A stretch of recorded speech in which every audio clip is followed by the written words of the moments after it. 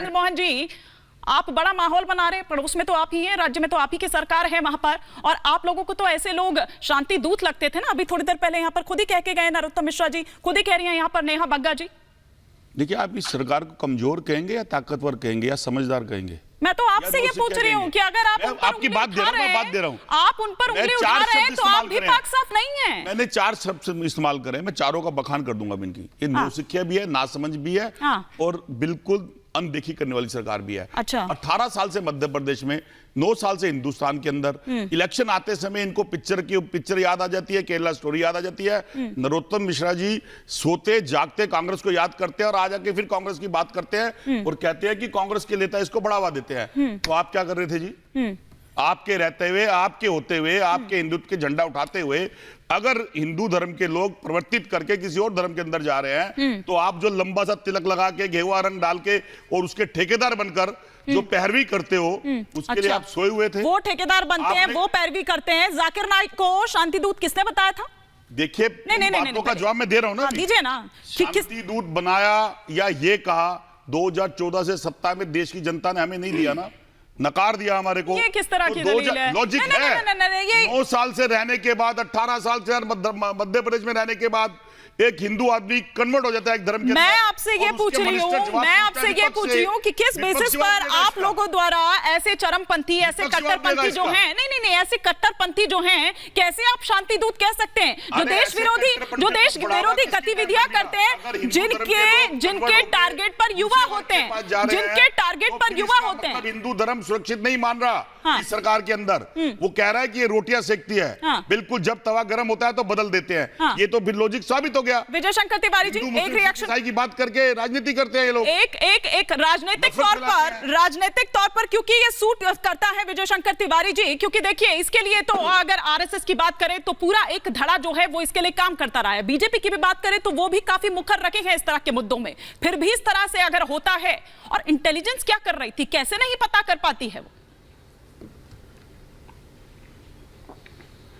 देखो, देश में धर्मांतरण का बहुत बड़ा काम हो रहा है। ये बार बार खुलासा हुआ है, ये आईबी रिपोर्टों में बात सिर्फ धर्मांतरण की नहीं, बल्कि धर्मांतरण की आड़ में जिस तरह से देश विरोधी गतिविधियां चल रही है, आतंकवाद में धकेला जा रहा है, जो युवा है देश के नौनिहाल हैं। एक मिनट। हाँ,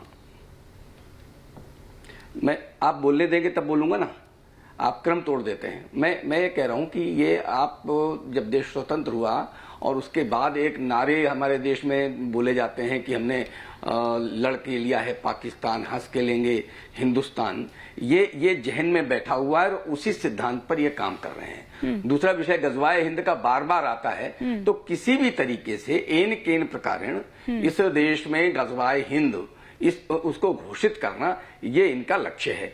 बिहार में 2047 तक भारत को इस्लामिक कंट्री बनाना है, उसके एफआई के और इस प्रकार के बहुत सारे कंटेंट पकड़ा गया, और उसके समर्थन में भी अपने जैसे जो विमर्श हम करते हैं, इसमें बहुत सारे वकील खड़े हुए हैं। देश में एक सौरभ पर प्रयास नहीं हो रहा है, हजारों सौरभों पर प्रयास हो रहा है। वो बंगाल में भी हो रहा है, वो केरल में भी हो रहा है, क्योंकि ये एमपी की घटना थी। एमपी की सरकार में एमपी की पुलिस को पता चला तो उन्होंने कार्रवाई की। अगर और क्या आपको लगता है केरल में नहीं हो रहा होगा? आपको लगता है ये बंगाल में नहीं हो रहा होगा? वहां हो रहा है, लेकिन कहीं ना कहीं शासन उनका सहयोग करता है। और ये आज की बात नहीं है। आज जब जाकिर नाइक भारत से भागा था, उसके पहले रिजवान के घर में जो 800 लोगों की फाइल पकड़ी गई थी, और जिसमें बताया गया था कि एक धर्मांतरण पर और ऐसे बहुत सारे लोगों को तो वो आतंकी गतिविधियों में झोंक देते थे।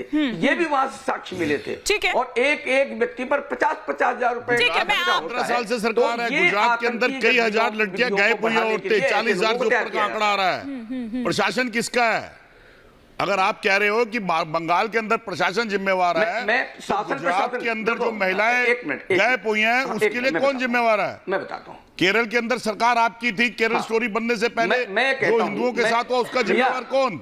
एक मिनट।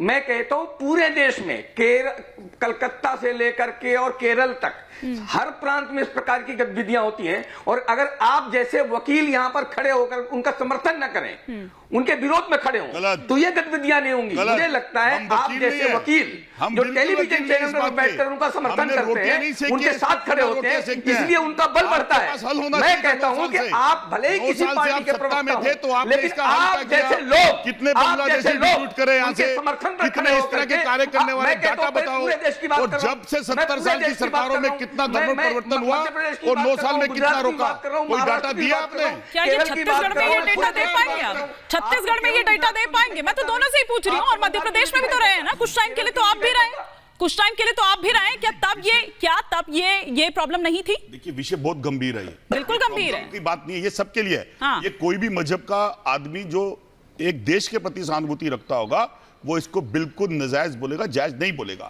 लेकिन विषय क्या होता है? क्या ये विषय के ऊपर हम ये बात कहें कि आपने किया, उसने किया? लेकिन हम आपसे प्रश्न इसलिए पूछ रहे हैं क्योंकि देश की जनता ने 2014 के बाद सत्ता आपको दी हुई है, और सरकारें एक वर्ग के अंदर जितनी स्टेट थी आपके पास लेकिन थी। मैं एक बार तो आपने साजिद उसका हल क्या किया? रशीद